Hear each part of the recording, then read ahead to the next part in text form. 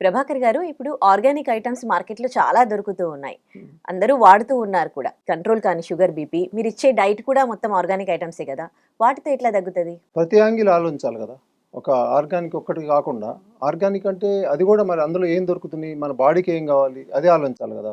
ఒక ఆహారమే గాదు గదా! ఆహారం ఒక 50, 60% అయితే, హ్మ్. అవతల మరి ఒక సైకలాజికల్‌గా మళ్ళా టెన్షన్స్ ఒకటుంది గదా! మళ్ళీ అది ఒకటుంది. హ్మ్. మళ్ళా బ్లడ్ సర్క్యులేషన్ అవ్వాలి. ఈ 3 కలిస్తే గదా! బాడీలో మొత్తం మనకు కావాల్సినయన్నీ ఒస్తాయి. హ్మ్. అంటే దీంట్లో ఏందంటే సెలెక్టివ్‌గా ఎందులోంచి ఏదొచ్చిద్ది? ఎక్కడి నుంచి ఏది తీసుకోవాలి? ఎందులో ప్రోటీన్ ఎక్కువుంది? లేకపోతే ఎందులో హ్మ్. కార్బ్స్ ఎక్కువున్నాయి? హ్మ్. మరి కార్బ్స్ తక్కువ తీసుకోవాలి. ఇప్పుడు షుగర్ ఉందనుకోండి, హ్మ్. కార్బ్స్ మాక్సిమం తగ్గియాలి. అసలు హ్మ్. కొంతమంది జీరో చేస్తారు దాన్ని. హ్మ్. రిజల్ట్ బాగా రావటం కోసం. హ్మ్. కనీసం మినిమమ్ మనకి తీసుకోవాలి బాడీకి కావాల్సినంత. అది హ్మ్. ఎట్లా తీసుకోవాలి? ఆ సెలెక్టివ్‌గా మొత్తం వీటన్నిటి నుంచి ఒక్కొక్కటి ఏరుకొని మొత్తం తీసుకోవడం. అంటే ఇప్పుడు ఇయన్నీ తగ్గాలంటే ఓన్లీ ఫుడ్డే కాదు కదా! మొత్తం అలవాట్లు, టైమింగ్సు, హ్మ్. ఇవన్నీ కలిస్తేనే కదా ఒక బాడీ మనకి అవును. ఇవన్నీ అవును. వస్తాయి. హ్మ్. అలా చేసుకోవాల్సింది అంతే. హ్మ్. దొరకటం ఎక్కడైనా దొరకొచ్చు. ఓకే. కానీ వాటిని మరి ఏ విధంగా తీసుకోవాలి? ఎప్పుడు తీసుకోవాలనే దాని మీద కూడా ఆధారపడి ఉంటది కదా! హ్మ్.